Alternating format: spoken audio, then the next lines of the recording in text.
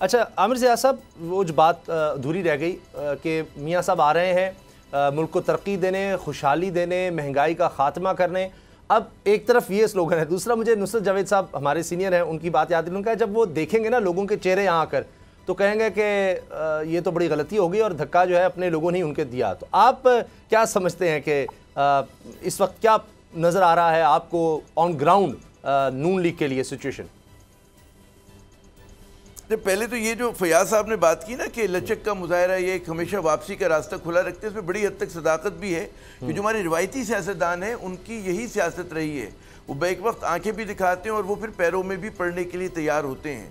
अच्छा, मुझे हैरत है कि इतने माशाल्लाह ज़ीरक सियासतदान हैं हमारे फयाजुल हसन चौहान साहब, इन्होंने क्यों उसको अपने चेयरमैन को, साबिक चेयरमैन को जो इनकी पार्टी के हुआ करते थे, कि उनको मशवरा क्यों नहीं दिया? ये भी एक सवाल है कि भाई इतने जिनकी जहादीदा किस्म के, और सिर्फ यही नहीं और भी लोग होंगे, तो एक सवाल है, कभी ऑफ द रिकॉर्ड आप हमें बताइएगा। आज मेरे ख्याल में प्रोग्राम में वक्त नहीं होगा इस चीज़ का, लेकिन ये सवाल बनता है कि वहाँ पर जो एडवाइज़र्स होते हैं उनका क्या रोल? क्योंकि नवाज शरीफ साहब भी कई मरतबा खुदकुश उनकी सियासत होती है और फिर उनके जो इर्द गिर्द के लोग होते हैं उनको ज़रा सा रोक लेते हैं, क्योंकि जो उन्होंने मुशर्रफ साहब के प्लेन को हाईजैक किया था और उसके बाद जो है मतलब है आसिफ नवाज से उनके जो झगड़ा हुआ था, आप नाम लेते चले जाइए, तो उन्होंने भी कोई कम मुहिम जोई नहीं की है और उसकी इंटेंसिटी उतनी ही थी। यानी कि जब डॉन लीग के सामने झगड़ा हुआ था, डॉन लीग में तैयारा हाईजैकिंग केस मामूली केस नहीं था वो, और उसमें इस बात का खदशा था कि फौज खाकमदहन जो है कहीं इस तरह तकसीम की तरफ ना चली जाए। वो तो बड़ा अच्छा हुआ कि हमारी क़यादत ने उस वक्त की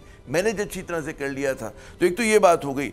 अब आपका वो जो सवाल आ जाता है कि जनाब क्या ग्राउंड पर सिचुएशन फेस करेंगे, उनका जो बयानिया है तरक्की का, खुशहाली का, वो किस हद तक मुयस्सर होगा।